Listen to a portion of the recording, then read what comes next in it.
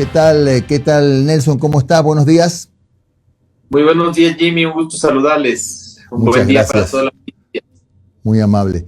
Nelson, el problema de la crisis económica es cada vez más grave. El Ecuador está enfrentando un endeudamiento muy fuerte de 87.000, casi 87.000 millones de dólares. El próximo año tendremos que pagar entre 8 millones, 8 millones y medio de dólares, 8.000 millones de dólares, perdón, solamente en capital e intereses de la deuda. Y la pregunta es, teniendo efectivamente las reservas petroleras que tenemos, teniendo las reservas que tenemos de gas, teniendo proyectos como gasíferos importantes como el Campo Amistad, ¿cree Nelson que hay que recurrir ya con vigor y con decisión a esa alternativa para salir de la crisis? Sí, Jimmy. No escuché bien la pregunta, se cortó, pero en dado caso creo que entiendo el contexto. Mire, no es necesario solo en el Ecuador, el mundo lo está demostrando cómo se están explotando los yacimientos petrolíferos y gasíferos del mundo. Con pocas o muchas reservas que se tengan, todos los países están recurriendo justamente a una fuente de energía que se necesita por la alta demanda. Ante esas circunstancias, veo con mucho pavor que el Ecuador hasta ahora no se haya decidido a tomar la decisión correcta, que es justamente explotar un recurso que tiene bajo tierra. Pero lastimosamente el Ecuador no ha tomado una decisión política, a pesar de que candidatos como usted básicamente hablaron sobre el tema petrolero, la importancia.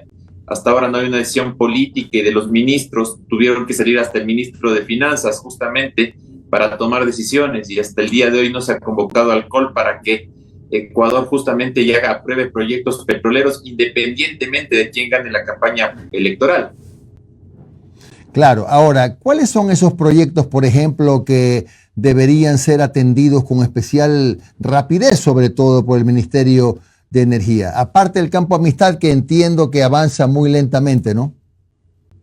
Efectivamente, todo está avanzando lentamente. Como el Ecuador, hablan ciertos analistas de que se vayan a la licitación, si el bloque 16 hasta ahora va 2 años desde el anuncio de un ministro que nos enseñó a rezar, y hasta ahora no se ha sacado un proyecto en licitación. Por eso yo creo que desde el punto de vista del análisis técnico que tenemos desde Houston, que es un polo de análisis global de energía, delegar proyectos de empresas estatales, que es lo más rápido que se está haciendo entre Petrobras de India, es lo que está haciendo Saudi Aramco con Sinopec, que está interesada incluso en el Ecuador, que son proyectos de estatal a estatal, no se sacan. Entonces podría ser el bloque Sacha, está hablando de Pucarayacu, el mismo bloque 1667 que está hasta ahora parado.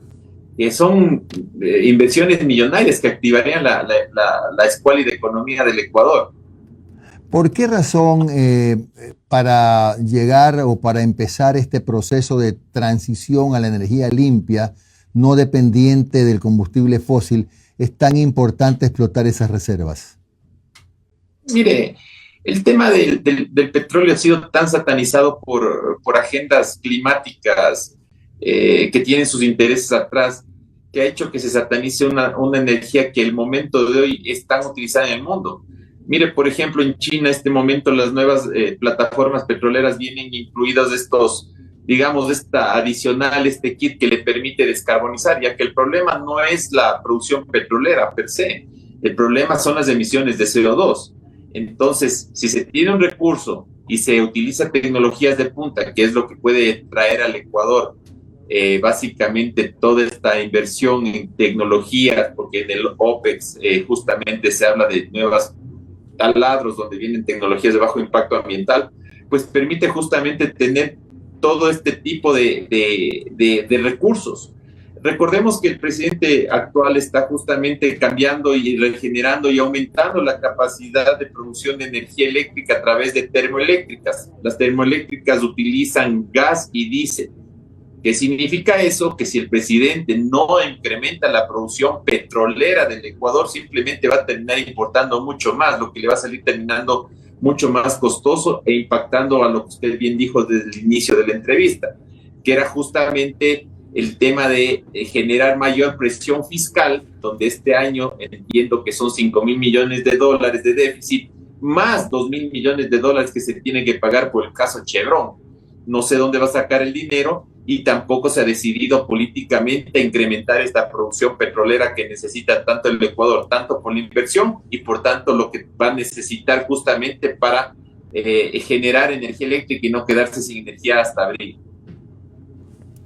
Bien, ahora, ¿qué importancia tiene en este marco del intento de salir de este bache económico el incrementar las fuentes de energía como nuevas hidroeléctricas, por ejemplo?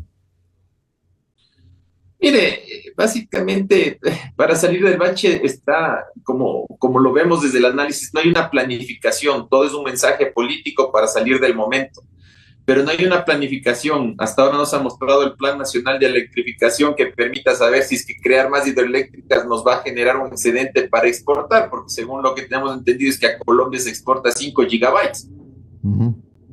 O sea, es inentendible, pero en dado caso, sin politizar el tema, yo creo que el Plan Nacional de Electrificación muy claro nos diría por qué se tienen que crear más hidroeléctricas, termoeléctricas o plantas solares, para saber cuál es el efecto de oferta y de demanda que tiene el país y sobre todo tener excedentes para hacer lo que está haciendo en este momento Argentina, que es tener un excedente para que a través de la exportación de energía permita justamente pagar las deudas que tiene Argentina y le permita tener una caja fiscal mucho más sana. Entonces, ante esas circunstancias podrá hablarse de crear muchas más hidroeléctricas, pero si no se tiene el Plan Nacional de Energía, justamente para saber el por qué, cómo va a entrar eso en la independencia energética del Ecuador, muy difícil de entender básicamente por qué se están creando las cosas. Mire, al apuro se están trayendo un montón de generadores eléctricos sin tener el tanque de diésel al lado que necesita abastecerse, y no sabemos de dónde se va a sacar ese diésel, ya que la refinería de Esmeraldas está parada por 6 meses. Ahora, dentro de todo esto, ¿usted cree que se puede pensar pues, en una recuperación económica del Ecuador contando con los recursos que tenemos en reserva, sobre todo en este caso de petróleo, con Petroecuador, que ha tenido 13 gerentes en los últimos 4 años y que ha manejado, más bien se ha manejado allí como cuota política? No culpo a los técnicos profesionales, que los hay de primera, pero se ha manejado como cuota política siempre, y con 13 gerentes en 4 años, ¿qué plan puede haber? Mire, la recuperación económica no solo se habla en el Ecuador. El día de hoy en la mañana puse en mi cuenta de X cómo Bolivia, a través de la delegación de bloques petroleros o de inversiones hacia el privado, está generando una inversión de 703 millones de dólares. Lo mismo está pasando en Colombia, está explotando las reservas. Claro que ya hay un ejemplo espectacular, que es el caso de Ecopetrol, que es una empresa S.A. que le permite tener gobierno corporativo y no tener corrupción. Pero ante las presiones que tendrá un gobierno por los sindicatos o por el personal, no todos, porque hay excelentes técnicos, claro. Ecuador tiene gente valiosa que ha tratado con los pocos recursos de mantener la producción a pesar de que ha tenido tantos gerentes. Pues la única manera es delegar los bloques hacia el Ministerio de Energía y que ellos comiencen a sacar a estas licitaciones, o sobre todo la recomendación, repito, es de estatal a estatal. Muchas veces en el Ecuador no se politiza sin saber que tiene internet y puede ver lo que pasa en el mundo. El caso de Petrobras, cómo se está expandiendo y está buscando reservas petroleras en África, está ahorita haciendo delegación de estatal a estatal con la estatal de India. El mismo hecho de Sinopec de los chinos con Arabia, pues hace ver que justamente toda esta capital intensivo que se necesita para la explotación petrolera, pues se está haciendo a través de estas delegaciones para evitar justamente las ineficiencias estatales que están altamente, digamos, corrompidas, que no tienen futuro y que realmente terminan siendo un lastre para el país. Y solo para poner un ejemplo, mire cómo un país como Nigeria, que ya va casi 20 años en una guerra civil, está apostándole al petróleo y haciendo licitaciones petroleras, mientras el Ecuador tiene una declaración de guerra contra el narco y no puede hacer producción petrolera. Eso significa que la economía ilegal sigue creciendo mucho más que la economía formal, ya que, como según declaraciones del presidente, la economía ilegal está en 30.000 millones de dólares y apenas estamos produciendo 6.000 millones de dólares en producción petrolera para exportación.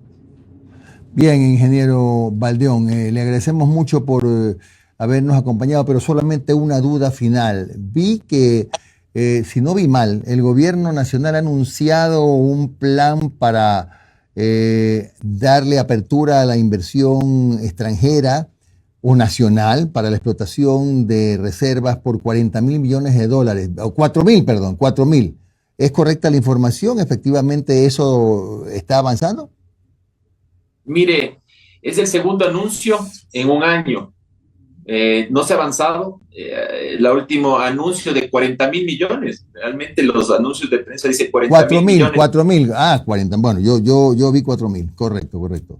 Sí, entonces, públicamente en los medios está 40.000 millones por segunda vez, porque la anterior viceministra, creo que fue en el mes de agosto del año pasado, también hizo el mismo anuncio. Hasta ahora no ha avanzado absolutamente nada allí.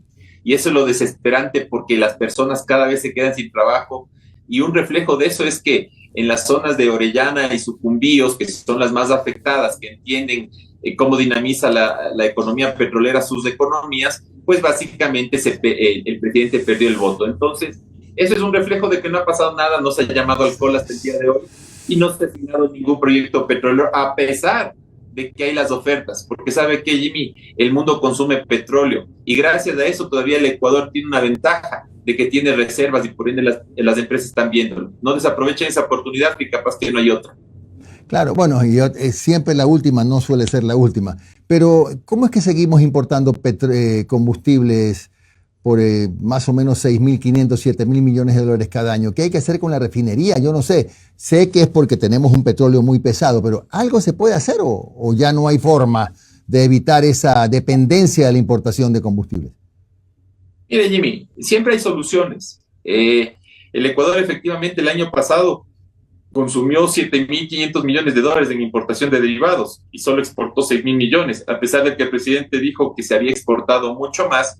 Y eso es porque justamente como no hay tanquería, tengo que sacar el crudo porque no puedo refinar en el Ecuador. Termino importando a valores mucho más elevados. Pero tiene dos formas de solucionar que se les ha dicho hace mucho tiempo. La una, cambiar la política de importaciones de petróleo, sobre todo si Estados Unidos tiene una relación buena con Rusia, pues el crudo que ellos procesan para derivados está saliendo en $65 del barril, mientras el Ecuador está comprando en $170 del barril de derivados. Ese es el déficit fiscal que existe, se reduciría casi en la mitad. Y la otra solución sería tener producción petrolera, diga usted 700.000 barriles, que es el plan que se les puso en diciembre de 2023, con 11.000 millones de dólares de inversión, que les hubiera aumentado 200.000 barriles. Ahorita ya el Ecuador estuviera con 200.000 barriles. El plan era 9 meses.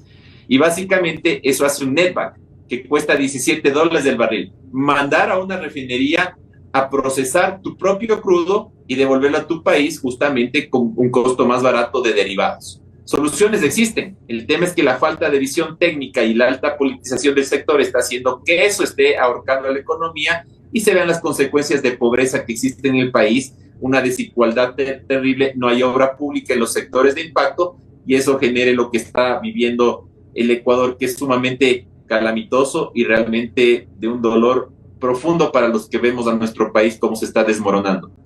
Bien, gracias al ingeniero Nelson Baldeón, consultor de geopolítica energética. Un buen día, Nelson, muy amable, ¿ah? Jimmy, un buen día para toda la audiencia.